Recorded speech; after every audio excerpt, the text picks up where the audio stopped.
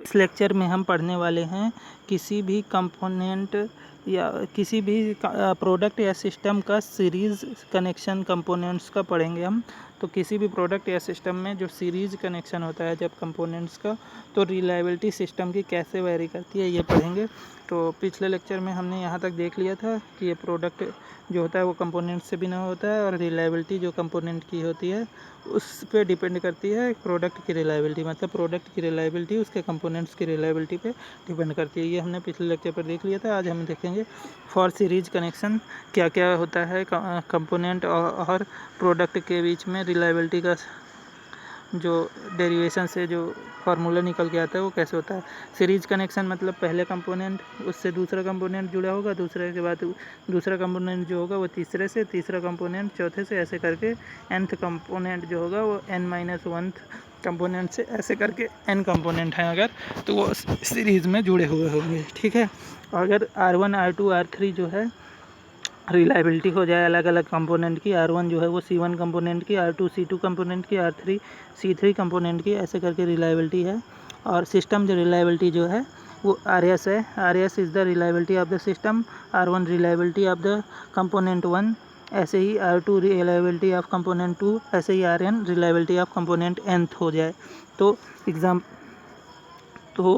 जो सिस्टम की रिलायबिलिटी होगी वो product of all reliability of all components हो जाएगी। मतलब RS equal to R1 plus R1 into R2 R1 into R2 into R3 into RN हो जाएगी, ऐसे करके।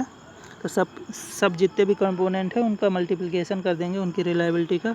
एग्जांपल के लिए अगर हम एक क्वेश्चन देख लें कि एज्यूम करें कि क्वेश्चन है, कर लेते हैं question. Assume that a system having 3 components A B C 3 component है, कनेक्टेड इन सीरीज में कनेक्टेड है।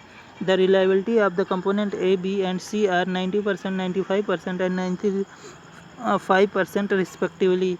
Find out the system reliability. तीनों कंपोनेंट की रिलायबिलिटी दी है और सीरीज़ में कनेक्टेड हैं ये भी बता दिया है, और सिस्टम की रिलायबिलिटी पूछ रहा है। तो ए बी और सी ये तीनों सीरीज़ में कनेक्ट कर दिए। आर ए की 90%, आर बी 85 आर बी की वैल्यू यहाँ पे 85% है और आर सी 95% है। ठीक है। तो सिस्टम रिलायबिलिटी जो हो जाएगी, तीनों रिलायबिलिटी को मल्टीप्लाई कर देंगे। तो 0.9 से मल्टीप्लाई करेंगे, फिर 0.9 के बाद 0.85, फिर 0.95, तो ये आ जाएगी 0.726। तो अगर हम परसेंटेज में लिखेंगे तो ये आ जाएगी 72.6%। ठीक है, रिलायबिलिटी सिस्टम की। तो इससे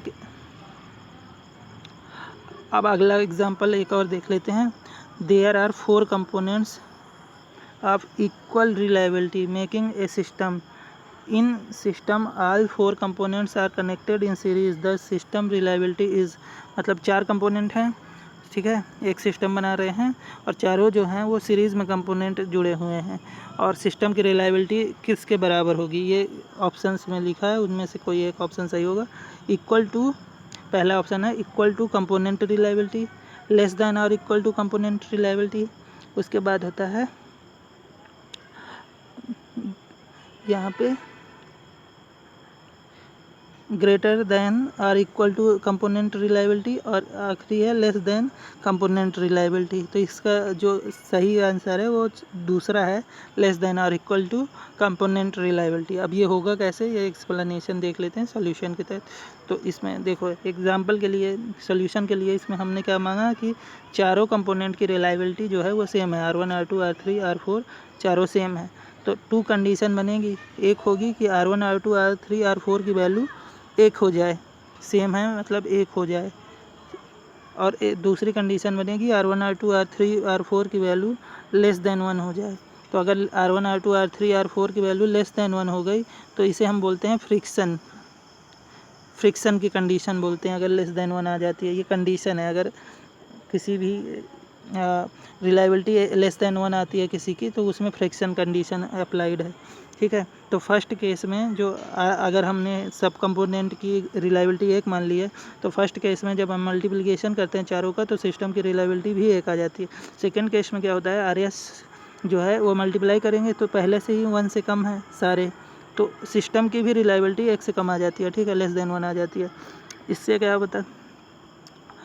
इसका मतलब क्या हुआ, R1 R2 R3 4 all are friction qualities हैं, सारी की सारी फ्रिक्शन क्वालिटीज़ हैं, क्योंकि ये लेस देन 1 है इनकी रिलायबिलिटी। इसका मतलब multiplication of these qualities will become less than individual qualities, मतलब जितनी भी इसके कंपोनेंट की रिलायबिलिटी है उससे भी कम हम रिलायबिलिटी निकल के आएगी इस सिस्टम की। जब अगर रिलायबिलिटी इंडिविजुअल क्वालिटीज़ मतलब इंडिविजुअल जो कंपोनेंट हैं उनकी रिलायबिलिटी जो है वो अगर लेस देन 1 है, तो उनको जब हम लेस देन 1 क्वांटिटी को हम मल्टीप्लाई करेंगे आपस में, तो सिस्टम की जो रिलायबिलिटी आएगी वो उससे भी कम आएगी। जैसे अगर हम 0.7 है, इसको 0.7 मान लो, 2 कंपोनेंट है, तो जब मल्टीप्लाई करेंगे तो ये आएगा 0.7 जब मल्टीप्लाई करेंगे तो सिस्टम की रिलायबिलिटी आएगी। अगर 2 कंपोनेंट होते तो कितनी आएगी, 7 7 49, तो 0.49। तो ये सिस्टम की रिलायबिलिटी कंपोनेंट से भी कम आ गई। तो यही लिखा हुआ है यहाँ पे कि multiplication of these quantities will become less than individual quantities. ठीक है, मतलब जो मल्टीप्लिकेशन के बाद क्वांटिटी आएगी वो इंडिविजुअल से भी कम होगी। इसका मतलब क्या है कि R1 R2 R3 R4 जब मल्टीप्लाई करेंगे तो वो less than R1 is equal to R2 is equal to R3 is equal to R4, मतलब जो भी अलग अलग रिलायबिलिटी है चारों कंपोनेंट्स की उससे भी कम आएगी। तो इसमें क्या हो गया, ऑप्शन भी करेक्ट होगा, मतलब लेस देन आएगी जो कंपोनेंट रिलायबिलिटी है, वो सिस्टम रिलायबिलिटी है। देखो यहाँ पे जो सिस्टम रिलायबिलिटी जो है लेस देन होगी अगर एक है, सब चारों एक हैं, चारों कंपोनेंट अगर 1 है तो फिर सिस्टम भी 1 आ रहा है, मतलब या तो बराबर आ रहा है, और या तो फिर अगर लेस देन है चारों कंपोनेंट 1 से लेस देन है तो सिस्टम उससे भी कम आ रहा है। तो इसका मतलब क्या हुआ कि या तो लेस देन आ रही है या तो फिर इक्वल टू कंपोनेंट रिलायबिलिटी आ रही है जो सिस्टम की रिलायबिलिटी। आई समझ? देखो अगर एक आ रहा है, एक बार और समझ लो, अगर रिलायबिलिटी 1 आ रही है, मतलब अगर हम मान ले रहे हैं कि कंपोनेंट की रिलायबिलिटी 1 है तो सिस्टम की भी 1 आ रही है, तो ये इक्वल वाला केस हो गया। लेकिन अगर हम मान रहे हैं कि सिस्टम की रिलायबिलिटी जो है वो जो कंपोनेंट की रिलायबिलिटी है वो लेस देन 1 है, तो हम कैलकुलेशन से देख चुके हैं कि सिस्टम की रिलायबिलिटी जब हम लेस देन 1 से मल्टीप्लाई करते हैं तो सब कंपोनेंट्स को उनकी जैसे कंपोनेंट की हमने बताया 0.7 है, पहले की दूसरे की 0.7 है, ऐसे मान लिया, तो 0.49 आ रही है सिस्टम की। ठीक है, तो वो और भी कम आ रही है, तो मतलब इसका क्या है कि अगर कंपोनेंट की रिलायबिलिटी लेस देन 1 है, ठीक है, तो सिस्टम की उससे भी कम आ रही है। तो ये यहाँ पे तीसरा नहीं, दूसरा लेस देन होगा सिस्टम की रिलायबिलिटी या फिर इक्वल टू कंपोनेंट रिलायबिलिटी होगी। तो ये याद रखना है, समझा दिया मैंने, समझ में आ गया होगा। तो इसे नोट में भी याद कर लेना है एक बार। Reliability of system is always less than और equal to reliability of individual components when they are connected in series. ये सिर्फ सीरीज़ कनेक्शन के लिए वैलिड होता है ये स्टेटमेंट कि जो सिस्टम की रिलायबिलिटी है या तो कंपोनेंट की रिलायबिलिटी के बराबर होगी या फिर कंपोनेंट की रिलायबिलिटी से कम होगी जब सिस्टम जो है वो जो कंपोनेंट हैं सिस्टम के वो सीरीज़ कनेक्शन में हो। ठीक है, तो यहाँ पे इसी सेंटेंस को हमने न्यूमेरिकल फॉर्म में रखा है। तो RS मतलब सिस्टम रिलायबिलिटी, यहाँ पे लेस देन और equal to R1 R2 R3 R4 अलग अलग, मतलब ये कंपोनेंट की रिलायबिलिटी है। लेस देन और equal to R1 R2 R3 R4 RN, मतलब सिस्टम की रिलायबिलिटी जो है वो लेस देन और इक्वल टू कंपोनेंट रिलायबिलिटी होगी। ठीक है, और ये सीरीज़ कनेक्शन के लिए कंडीशन होती है। इसके बाद एक स्टेटमेंट और है, वो भी याद रखना है, क्या है देख लो। Reliability of system component are in series, reliability of system when components are in series is equal to reliability of component, मतलब सिस्टम की रिलायबिलिटी जो है वो कंपोनेंट की रिलायबिलिटी के बराबर होगी जब when all the components having reliability equal to 100%, मतलब सारे कंपोनेंट हैं जितने भी, उनकी रिलायबिलिटी अगर 100% है तो सिस्टम की रिलायबिलिटी या कंपोनेंट की रिलायबिलिटी के बराबर होगी। या फिर there is single component in the system, केवल एक ही कंपोनेंट हो सिस्टम में तो रिलायबिलिटी जो है सिस्टम की कंपोनेंट के बराबर होगी। अब ये समझ लेते हैं एक एक करके जल्दी जल्दी। तो पहले नंबर पर लिखा है कि RS जो है, देखो RS जो है वो R1 इंटू R2 सीरीज़ में यही होता है, इंटू R3 तो हम 2 ही ले लेते हैं समझाने के लिए। तो अगर ये भी एक है और ये भी एक है तो ये भी एक ही आ जाएगा। तो यही केस हो सकता है, अगर यहाँ पे कुछ भी ज़्यादा हुआ तो ये RS एक नहीं आ जाएगा। जैसे अगर ये 2 हो गया, ये 2 हो गया तो RS अलग हो गया, ये 4 आ जाएगा। तो इसीलिए अगर सिस्टम की जो रिलायबिलिटी है वो कंपोनेंट की रिलायबिलिटी के बराबर तभी आएगी जब इनकी वैल्यू 100% हो, कंपोनेंट की रिलायबिलिटी 100% हो। मतलब RC जो है, कंपोनेंट RC जो है, मतलब R1 हो गया या फिर R2 हो गया, इसकी वैल्यू 1 हो तब आएगी। या फिर एक ही कंपोनेंट हो, मतलब एक ही कंपोनेंट हो, इसका मतलब देख लो, अगर RS जो है वो R1 into R2 into R3 होता है तो अगर एक ही कंपोनेंट है तो ये R2 R3 होंगे ही नहीं, सिर्फ RS system reliability RS is equals to R1 ही होगा। एक ही कंपोनेंट होगा तो R1 ही होगा। अब R1 की जो वैल्यू हो जाएगी वही RS हो जाएगी। अगर यहाँ 2 आएगा तो यहाँ भी 2 आ जाएगा, यहाँ भी 2 आ जाएगा। अगर RS की RS इक्वल्स टू R1 है एक कंपोनेंट के लिए, अगर R1 की वैल्यू हमने मान लो 3 भी मान ली या फिर 4 मान ली, कुछ भी मान लोगे तो वही RS बराबर हो जाएगा। तो यहाँ पे सिस्टम की भी 4 हो जाएगी। तो इसका मतलब सिंगल कंपोनेंट हो, अगर और सिर्फ सिंगल कंपोनेंट होगा तो सिस्टम की रिलायबिलिटी जो है वो कंपोनेंट के बराबर होगी। या फिर सबके सब कंपोनेंट एक हो जाएंगे तो सिस्टम की रिलायबिलिटी कंपोनेंट के बराबर हो जाएगी। ठीक है, आगे होगा समझ, इतना टफ नहीं है। अब अगला क्वेश्चन कर लेते हैं जल्दी से। तो अगला क्वेश्चन क्या है, reliability of system is equal to reliability of individual component. कोष्टक में लिखा है all components are connected in series, मतलब सीरीज में कनेक्शन है, और reliability of system is equal to reliability of individual component when the following is are correct, मतलब ये स्टेटमेंट कब करेक्ट होगा। तो इसमें कौन कौन से स्टेटमेंट करेक्ट हैं ये बता देना है इस ऊपर वाले स्टेटमेंट के हिसाब से। तो reliability of all component are equal, जितने भी कंपोनेंट हैं उनकी रिलायबिलिटी इक्वल हो। ये ज़रूरी नहीं है, अगर सब कंपोनेंट की इक्वल हो गई, जैसे 2 कर दें हम सारे की, तो आगे मल्टीप्लिकेशन जब हम करेंगे तो 2 दूनी 4 दूनी 8 दूनी 16, तो ये 16 आ गई। तो कहाँ आ गई, कंपोनेंट के बराबर नहीं आई ना। तो ये ज़रूरी है कि there is only one component in system, ये सही है। और reliability of all component are 100%, ये भी सही है। अगर 100% होगा तो कंपोनेंट की रिलायबिलिटी के जहाँ हम 2 लिख रहे हैं, ये कंपोनेंट RS जो है system reliability is equal to R1, अगर वो 100% मतलब R1 की वैल्यू 1 होगी, R2 की भी 1 होगी, R3 की भी 1 होगी, ऐसे करके जितने भी होंगे कंपोनेंट सबकी 1 होगी तो RS भी 1 आ जाएगा। इसका मतलब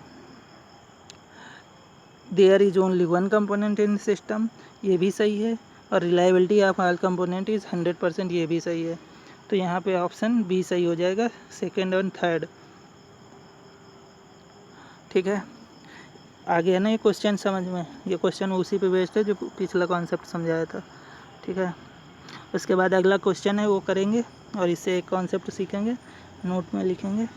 तो क्या है question, component reliability of the system, 2 component हैं, उसकी रिलायबिलिटी सिस्टम 1 है, उसकी रिलायबिलिटी कंपोनेंट की 0.8 और 0.8 दोनों सेम है और 2 ही कंपोनेंट हैं और सीरीज़ में जुड़े हैं। तो सिस्टम की रिलायबिलिटी जो हो जाएगी पहले सिस्टम की 0.8 इंटू 0.8 तो 0.64 आ जाएगी, मतलब 64% रिलायबिलिटी आ रही है। सेकेंड सिस्टम में क्या है, 3 कंपोनेंट हैं जिनकी रिलायबिलिटी 0.8 0.8 0.8 है। तो सिस्टम 2 की रिलायबिलिटी जो आएगी वो तीनों 0.8 को मल्टीप्लाई करेंगे तो आएगी 0.512। ठीक है, मतलब इसको जब हम करेंगे तो 51.2% आ जाएगी सिस्टम 2 की रिलायबिलिटी RS2, ठीक है, ये आ जाएगी। उसके बाद हम क्या देखते हैं कि जैसे जैसे सीरीज़ कनेक्शन में सेम कंपोनेंट सेम रिलायबिलिटी वाले कंपोनेंट जब से सीरीज़ कनेक्शन में बढ़ते जाते हैं, वैसे वैसे सीरीज़ कनेक्शन में कंपोनेंट की रिलायबिलिटी घटती जाती है। देखो यहाँ पे दो थे तो रिलायबिलिटी जो आई थी वो 64% आई थी, लेकिन यहाँ पे जब 3 हो गए वही कंपोनेंट तो यहाँ पे रिलायबिलिटी और घट करके 51.2% रह गई। तो अब यही हमें नोट में लिखने हैं। देखो, as the number of components of same reliability, मतलब जो कंपोनेंट हैं सेम रिलायबिलिटी के in the series connection increases, मतलब जैसे जैसे सेम कंपोनेंट सेम रिलायबिलिटी के कंपोनेंट जो हैं सीरीज़ में इंक्रीज़ करते जाते हैं, the reliability of system will decrease, मतलब सिस्टम की रिलायबिलिटी डिक्रीज़ करती जाती है। जैसे जैसे कंपोनेंट सेम रिलायबिलिटी के कंपोनेंट सीरीज़ में इंक्रीज़ करते जाते हैं, यहाँ पे 2 थे तो यहाँ पे 64% रिलायबिलिटी आई थी, यहाँ पे 3 हो गए तो रिलायबिलिटी 0.512 मतलब 51.2% मतलब घट गई। तो जैसे जैसे कंपोनेंट सेम रिलायबिलिटी के कंपोनेंट सीरीज़ कनेक्शन में बढ़ते जाते हैं, वैसे वैसे सिस्टम की रिलायबिलिटी घटती जाती है, ये याद रखना है, ठीक है। उसके बाद अब इस पे एक क्वेश्चन है, उसके बाद पैरेलल कनेक्शन है, वो अगले लेक्चर में कर लेंगे। तो क्वेश्चन कर लेते हैं, how to increase reliability of system. तो इसका आंसर है, one way of increasing reliability of system to build redundancy in the system in the form of backup part. मतलब जैसे कोई सिस्टम है जैसे सीरीज़ में है उसके कंपोनेंट, तो उसकी रिलायबिलिटी हम देख लिया हमने कि जैसे जैसे सीरीज़ में हम जोड़ते जाएंगे कंपोनेंट, वैसे वैसे सिस्टम की रिलायबिलिटी घटती जाएगी। तो हम रिलायबिलिटी इंक्रीज़ कैसे करेंगे सिस्टम की, तो हम क्या करेंगे कि उसमें रिलायबिलिटी इंक्रीज़ करने के लिए एक बैकअप पार्ट, मतलब अलग से कंपोनेंट बैकअप में पैरेलल में जोड़ देते हैं। ऐसा जैसे अगर सिस्टम में रिलायबिलिटी ये सीरीज़ में R1 है, ये R2 है, ऐसे करके R3 है, कंपोनेंट ऐसे बढ़ते जा रहे हैं सिस्टम के अंदर, यहाँ तक सिस्टम है। तो ये रिलायबिलिटी इसकी बढ़ानी है तो हम क्या करेंगे, इसके बैकअप में इसके पैरेलल में जाएंगे, पैरेलल में, और ये कंपोनेंट जोड़ देंगे इसके पैरेलल में, तो यहाँ पे बढ़ जाएगी रिलायबिलिटी सिस्टम की। तो इसी को हम बैकअप बोलते हैं, बैकअप पार्ट में रिलायबिलिटी जोड़ देते हैं। ये कल के लेक्चर में ज़्यादा सही से समझ में आएगा, पैरेलल जब पढ़ाऊँगा, ठीक है। तो आज यहाँ तक रहने देते हैं, कल हम पैरेलल कनेक्शन पढ़ेंगे अगले लेक्चर में। चलिए बाय।